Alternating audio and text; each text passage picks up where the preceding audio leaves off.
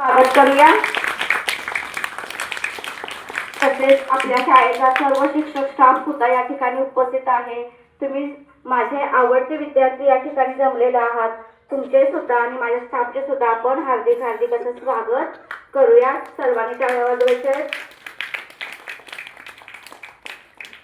या ठिकाणी प्रथम मी प्रतिमेचे पूजन करावे असे प्रमुख पाहुण्यांना विनंती करते. सर्वांनी हात जोडायचे. आवाज घुमाला असं मला वाटायला माझा घुमत नाही ना.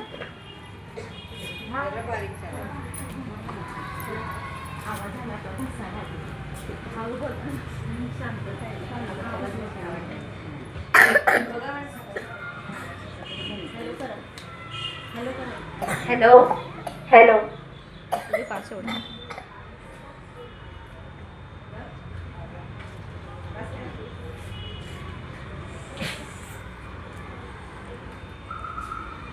हात जोडायचे म्हणून सांगितलं मॅडम. जिच्या फारच कमी झाला बघा. मग मॅडम जरासं मोठा काहीच नाही आहे.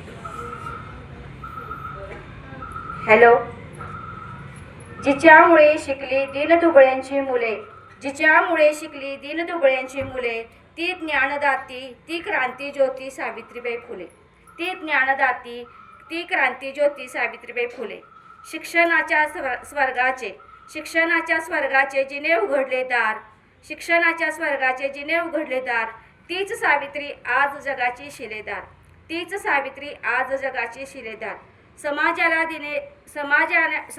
जिने दिली ज्ञानाची सावली, समाजाला जिने दिली ज्ञानाची सावली. धन्य ती क्रांती ज्योती सावित्री माऊली, धन्य ती क्रांती ज्योती सावित्री माऊली. महाराष्ट्राची दिव्य ज्योती ओवाळू त्यांची आरती, महाराष्ट्राची दिव्य ज्योती ओवाळू त्यांची आरती. नमन हे माझे सावित्रीबाई, नमन हे माझे सावित्रीबाई.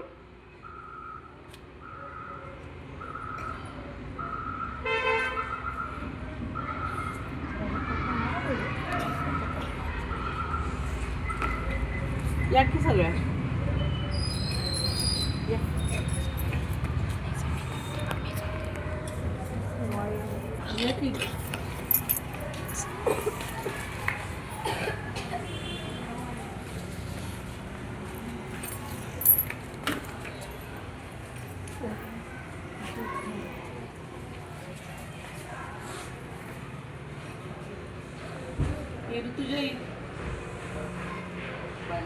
ऋतुजा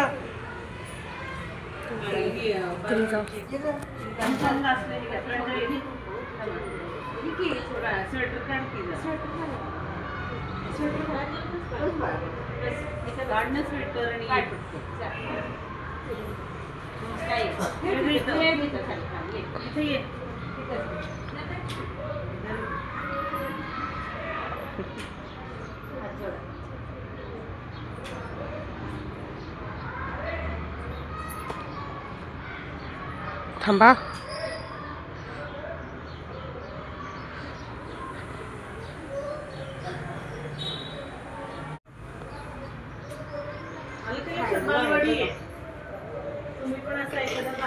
लोकमान्य बाळ गंगाधर टिळक IPSL आहे बरं पदव्या.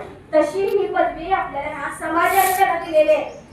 ह्या महिलेचं काम हे असं अभिमानास्पद आहे, गौरवास्पद आहे आणि म्हणून त्यांना क्रांती ज्योती ही पदवी दिलेली हे लक्षात ठेवा. त्यांचं नाव घेताना क्रांती ज्योती सावित्रीबाई फुले म्हणायचं आणि अभिमानानं म्हणायचं. लक्षात. तर ह्या सावित्रीबाई फुले ह्या भारतातील पहिल्या स्त्री शिक्षिका होत्या.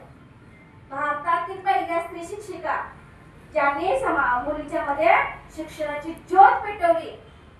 त्यांच्या पतीचं नाव ज्योतिबा होतं. त्यांच्यामध्ये शिक्षणाची ज्योत पेटवली ज्योतिबा फुले त्या क्रांती ज्योती आहेत. त्यांचा आपण कधी विसरायचे नाही. त्यांचा हा दिवस आहे तो 3 जानेवारी तो बालिका दिवस साजरा करतात. बालिका म्हणजे लहान मुलगी. तरी बालिका दिन म्हणून आज आपण संपूर्ण भारतामध्ये हा दिवस साजरा करतो. आजची क्रांती झालेली आहे स्त्रियांच्या मध्ये. प्रत्येक क्षेत्रात मुली आहेत. डॉक्टर्स आहेत, इंजिनियर्स आहेत, वकील आहेत, तितकेच काय रेल्वे सुद्धा चालवणाऱ्या ह्या स्त्रिया आहेत. कंडक्टर आहे. कुठे नाही यश सांगा स्त्री सगळ्या क्षेत्रामध्ये आहेत. छोटे छोटे व्यवसाय उद्योजिका आहेत. डॉक्टर्स आहेत की नाही, चित्रकार आहेत, गायिका आहेत, लता मंगेशकर आहेत, राष्ट्रपती पहिल्या आपल्या झाल्या, प्रतिभाताई पाटील आहेत, आताच्या सध्याच्या राष्ट्रपती आहेत द्रौपदी मुर्मू, या सुद्धा खुणावर झालेल्या या पदापर्यंत गेलेल्या भारताची सर्वोच्च पद हे राष्ट्रपतीच असतं. तिथं सगळे पंतप्रधान सुद्धा त्यांच्या बाजूला बसलेले असतात. अशा खुणावर घडल्या तर ह्या आपल्या क्रांती ज्योती सावित्रीबाई फुले यांच्या वर घडलेल्या आहेत. इतकी जर 5 माहिती लक्षात ठेवणं पुरेसं तर आहे. तर यांना आपण मानाचा समुद्र करूया.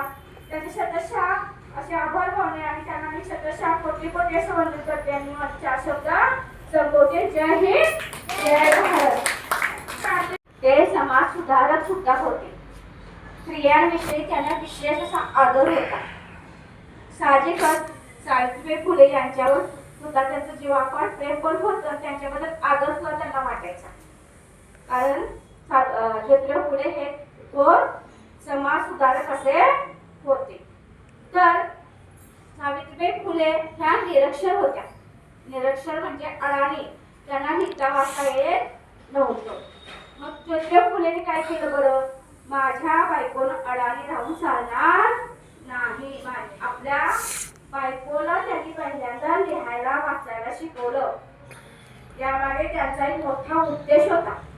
काय होता उद्देश, तर माझ्या बायकोनं शिकावं, लिहायला वाचायला शिकावं आणि समाजामध्ये भारत देशामध्ये जेवढ्या काही स्त्रिया आहेत, जेवढ्या काही मुली आहेत, त्यांनी शिकून मोठं शहाणं व्हावं. यासाठी त्यांनी काय केलेलं आहे, आपल्या पत्नीला पहिल्यांदा शिकवलं.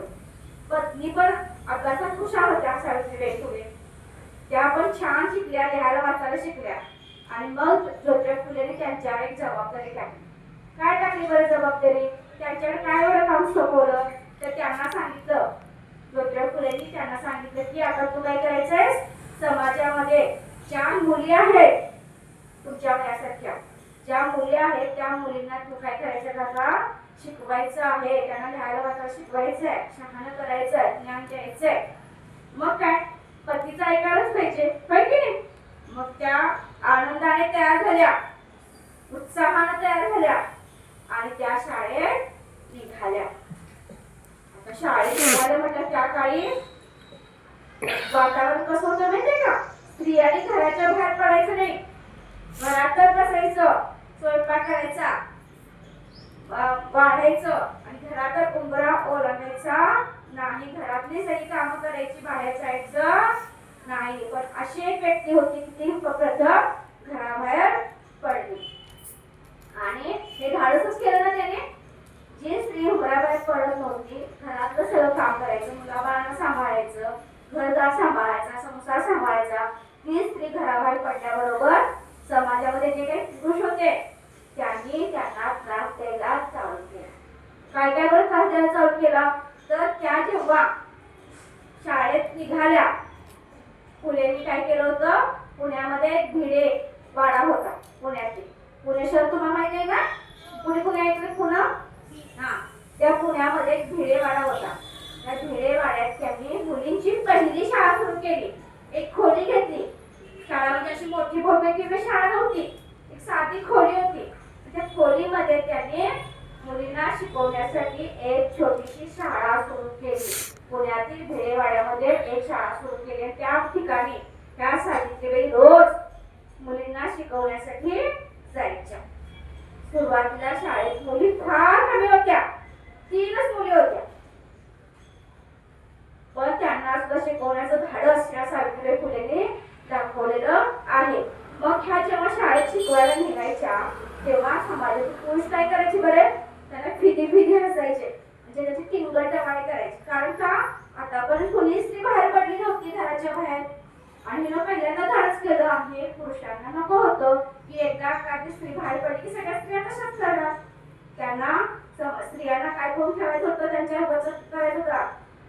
हा, त्यांनी घरातून बाहेर पडू नये, शिकवू नये, अडाणी राहावं असं पुरुषांना समाजातील वाटायचं. या सावित्रीबाई जेव्हा निघाल्या तेव्हा लोक त्यांची टिंगल करायचे, फिदी हसायचे. इतकंच नाही तर शेणाचे गोळे सुद्धा त्यांच्या अंगावर टाकायचे. म्हणजे किती वाईट त्याला त्रास द्यायचे बघा. वाईट साईड बोलायचे, शेणाचे गोळे फेकायचे, फिदी फिदी हसायचे तरी सुद्धा सावित्रीबाई डगमगल्या नाही. आपल्याला जरा कोणी हसलं, नावं ठेवली आपण किती चिडतो, रागवतो की नाही? का रे का असं केलंस? तर हे रोज चालायचं. जेव्हा त्या शाळेत जायच्या तेव्हा हे रोज चालायचं. पहिल्या दिवशी असं झालं, दुसऱ्या दिवशी तसं झालं, तिसऱ्या दिवशी असं झालं, तरी सुद्धा सावित्रीबाई डगमगल्या नाही. कारण त्यांना एक स्वप्न साकार करायचं होतं की स्त्रियांना शिकवायचं होतं, मुलींना शहाणं करायचं होतं. आणि याचा परिणाम चांगलाच झाला. लोक मागे हटले, लोकांना सुद्धा शिक्षणाचं महत्व समजलं आणि लोकांनी सुद्धा काय केलेलं आहे, आपल्या मुलींना शाळेत पाठवायला सुरुवात केली. ही स्त्री एवढ्या कष्टानं एवढ्या जिद्दीनं शिकवते ते चांगल्यासाठीच आहे. आपल्या मुली चांगल्या शिकून मोठ्या होतील, शहाण्या होतील, आपल्या मुलींची प्रगती होईल असं त्यांना वाटलं आणि समाजातील लोक हळूहळू जागे झाले आणि त्यांनी मुलींना शाळेत पाठवण्यासाठी सुरुवात केली. हळूहळू मुलींची संख्या शाळेमध्ये वाढू लागली. मग काय सावित्रीबाई स्वप्न साकार झाले की नाही, त्याचे हेतू ठेवला होता. महात्मा फुले त्यांना जे शिकवलं होतं ते सार्थक झालेलं आहे. आणि अशा पद्धतीने मुली शिक्षण घेऊ लागल्या. तेव्हापासून मुलीची जी शिक्षणाची प्रगती झाली ती आता तुम्ही पाहताय ना. मुली कुठल्या क्षेत्रात पुढे आहेत? सगळ्या क्षेत्रात पुढे आहेत मुली. मुलांच्या बरोबर मुली आहेत. तितकेच नाही तर मुली ह्या मुलांच्या पुढे आहेत. खांद्याला खांदा लावलायच, सगळ्या क्षेत्रात आहेतच आणि पण त्याच्यापेक्षा पुढे आहे. तुम्ही जर 10वी 12वीचा बोर्डाचा निकाल बघितला किंवा खेळाचं मैदान असू दे, कुठलंही मैदान असू दे, मुली मागे नाही, स्त्रिया मागे नाही.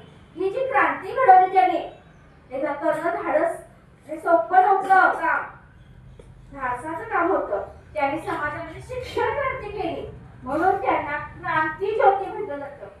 क्रांती म्हणजे समाजामध्ये मोठ्या प्रमाणात बदल घडवून आणणं, याला क्रांती म्हणतात. आणि ही शिक्षणाची क्रांती आपल्या सावित्रीबाई फुले केली म्हणून मी आज या ठिकाणी उभी आहे ती या सावित्रीबाई फुले यांच्यामुळे. त्यामुळे मी त्यांना अगदी मनापासून मानाचा मुद्रा करते. त्यांचं हे